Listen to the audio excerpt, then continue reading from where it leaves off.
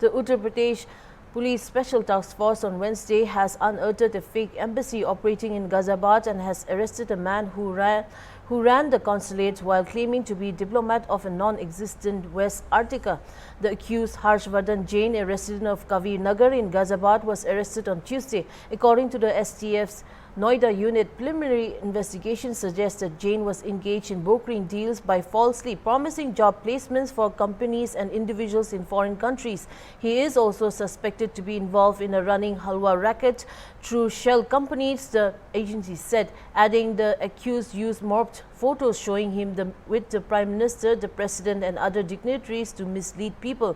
Police said that the accused was running the bogus embassy from a rented house and projected himself as a consul or ambassador of the non-existent countries such as West Africa, Borga, Pulvia and Lodonia, and moved around in vehicles bearing fake diplomatic number plates.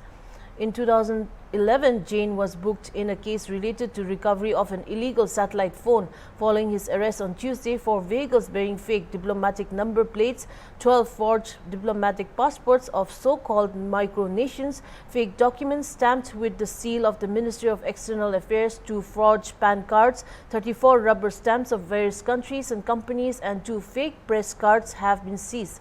The STF also recovered rupees 44.7 lakh in cash, foreign currency, documents related to multiple companies and 18 fake diplomatic number plates. An FIR has been launched at Kavi Nagar police station and further proceedings are underway, the agency said.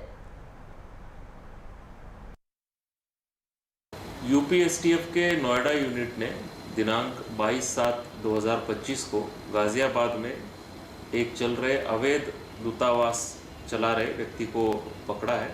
इस व्यक्ति का नाम है हर्षवर्धन जैन, पुत्र JD Jain.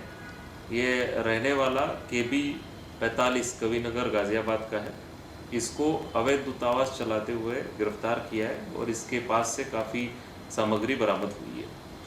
ये Harshvardhan KB 35 Kavi Nagar में एक किराए के मकान में अवैध दूतावास चला रहा था और ये अपने आप को वेस्ट आर्टिका, सबोर्गा, पोल्विया, लोडोनिया और इसके अलावा अन्य भी कई देशों का एम्बेसडर बताकर लोगों से बात करता था।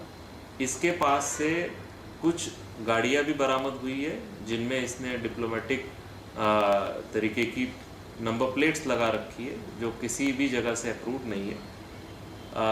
लोगों को प्रभाव में लेने के लिए, उनसे ठगी करने के लिए, उनके दलाली करने के लिए ये कई सारी मॉर्फ फोटोग्राफ का भी इस्तेमाल करता था, जिसमें इसने अपने आप का कई गणमान्य लोगों के साथ में मॉर्फ फोटो भी बना रखे।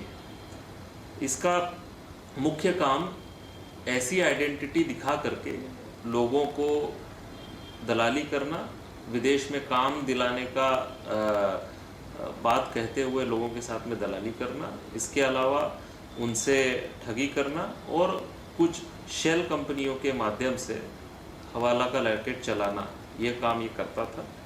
इसको STF नोएडा की टीम द्वारा गिरफ्तार कर लिया गया है। यहाँ उल्लेखनीय बात ये भी है कि ये अभियुक्त 2011 में भी एक बार गिरफ्तार हो चुका था। इसके पास से उस समय पे सैटेलाइट फ़ोन बरामद हुआ था और थाना कविनगर में उसके खिलाफ मुकदमा भी पंजीकृत किया गया था। हर्षवर्धन की गिरफ्तारी में उसके पास से 4 गाड़ियां मिली है जिसपे डिप्लोमेटिक तरीके के नंबर डाली हुई नंबर प्लेट्स लगी हुई है।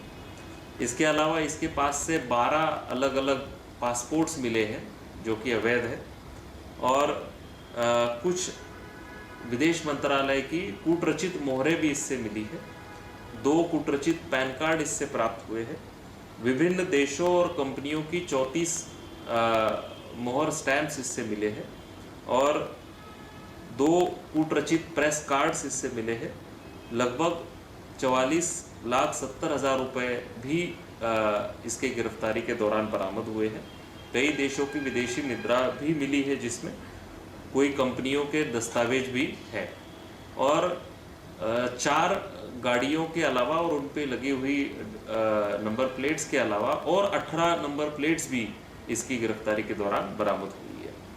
इसके खिलाफ ये अवैध कार्य करने के लिए और इतना सारा फोर्ज डॉक्यूमेंट्स साथ में रखने और बनाने के लिए जो अपराध बनता है उसके तहत गाज़ियाबाद में मुकदमा पंजीकृत कर लिया गया है और आगे अग्रिम कार्रवाई गाज़ियाबाद पुलिस द्वारा इसके